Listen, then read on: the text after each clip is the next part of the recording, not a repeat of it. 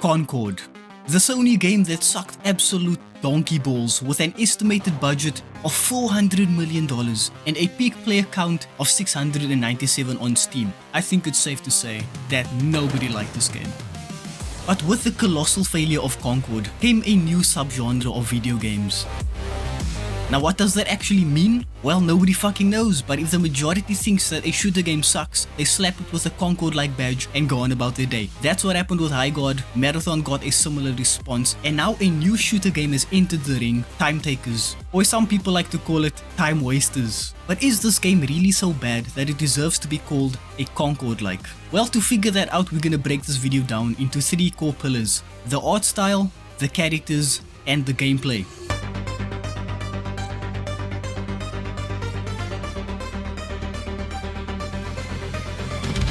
Now, the art style of Time Takers is a somewhat stylized futuristic minimalism with high contrast readability. It leans toward a clean, semi-realistic sci-fi aesthetic, avoiding heavy grit or excessive detail in favor of clarity and visual separation. Environments and characters are built with a somewhat simplified geometry, smooth surfaces, and controlled lighting, ensuring that players can quickly read movements, abilities, and threats during fast-paced encounters. Now, color plays a functional role here. The palette typically uses neutral and muted bases, contrasted with bright saturated highlights tied to abilities, time energy, and player states. This creates immediate visual feedback, reinforcing the game's core mechanic where time is both a resource and a survival condition. The character and environment design favors modern, sleek futurism rather than an industrial or dystopian appeal. Surfaces appear polished, lighting is deliberate, and effects such as energy trails, pulses, and distortions are used to communicate gameplay systems rather than purely aesthetic flair. The style prioritizes gameplay readability, system clarity, and controlled visual noise, resulting in a look that feels modern, competitive, and mechanically driven rather than atmospheric or narrative heavy.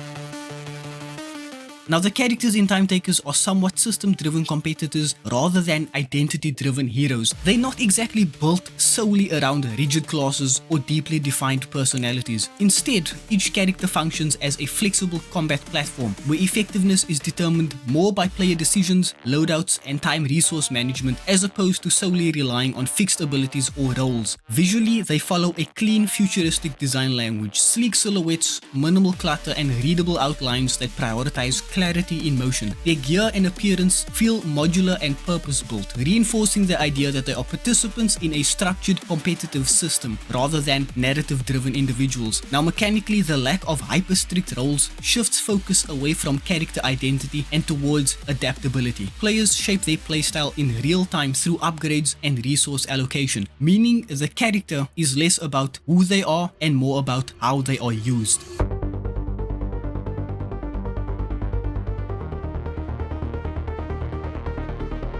The gameplay loop of Time Takers is a time resource survival loop driven by constant risk management and adaptive power scaling. Players enter small team matches where time functions as both health and currency, creating a single unified system that governs survival, progression, and decision making. Every action draws from that same finite resource, time, which results in a loop that unfolds through this repeating cycle. Engage enemies or explore to gain time energy and establish momentum. Decide how to allocate time between survival and power. Adapt builds mid-match based on current resources and enemy pressure. Maintain or disrupt control of the flow of time within the match and outlast opposing teams by managing resources more efficiently. This creates a constant tension between spending and conserving, where aggressive play can generate more resources but also increases risk, while passive play preserves time but limits growth. And the result? It's a gameplay loop defined by continuous trade-offs, where success is determined not by static loadouts or fixed roles, but by how players effectively manage a single collapsing resource under pressure.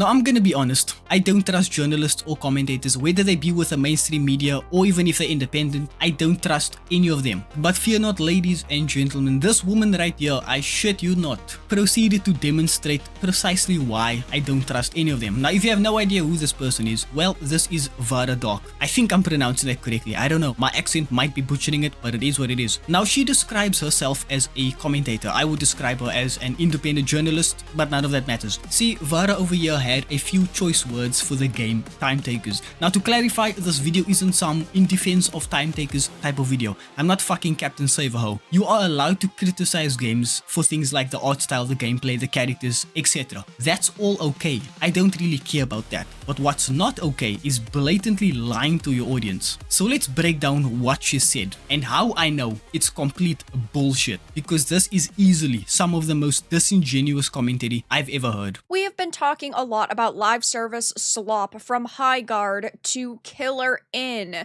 even to Spellcaster's Chronicles. But now there's another game that people are ruthlessly mocking on social media over its terrible character designs, called Time Takers. And well, the initial playtest for this game is of course doing abysmally. Yo, is this person fucking retarded? Yes. My sister, the playtest was limited access, meaning that not just anyone could participate. Sure, you could request access via Steam, but whether or not you'd actually be able to play was literally anyone's guess. I was invited to the Discord, which is how I got to play, but for most people, it wasn't that simple. So, she's already off to a terrible start. Now, for most of the video, she just criticized the character designs, the gameplay, using comments on X to validate her opinions as if X is some beacon of honesty and definitely not an engagement farm. And you know what? This video would have been perfectly fine if it was just an opinion piece, but no, she just had to start yapping about things that are completely not true. The reason you might not have seen gameplay is because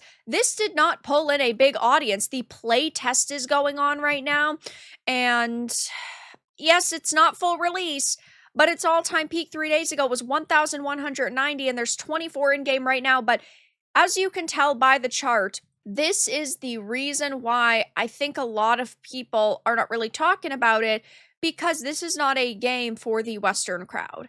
This right here indicates that it is Asian players, that it's Chinese players, that it's South Korean players, that it's Taiwanese players, that it's Japanese players.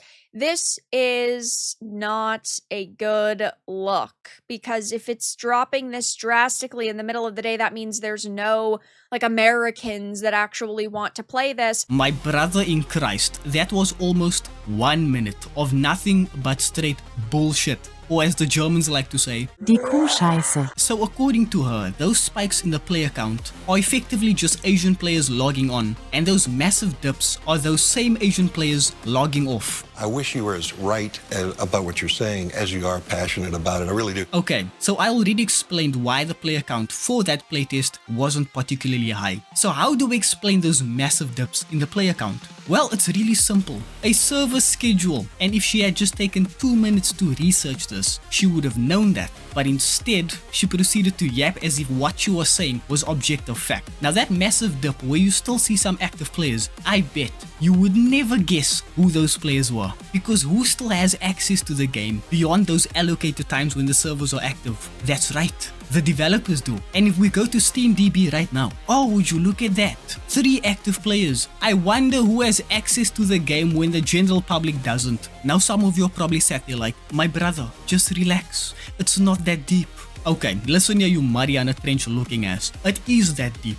She has clearly been caught in a lie. So how many times has she brazenly and blatantly lied to her audience without getting caught? That's what I want to know. She obviously has zero issues with just straight up bullshitting her audience. So who's to say she hasn't done this before? And potentially with something far more serious. Now here's the thing. I had no issues with this woman prior to this. And even now, I still have no ill will towards her. But this game she's playing, my brother, it is a dangerous one. Because I've seen my fair share of content creators getting caught up in the lies they've peddled, and it completely literally blowing up in their faces. But with that being said, I'll just end the video with this. There is no incentive for telling the truth. There's absolutely none for being honest. The only time honesty will actually become viable is when dishonesty is no longer profitable. And when has that ever happened? I'll tell you when. Never. And that's a hill I will die on. One thing I noticed though, people who tell the truth, regardless of who it offends, those people tend to be either demonetized or silenced in some form or fashion. And it kind of makes you wonder, why does that happen? But yeah, that's the video.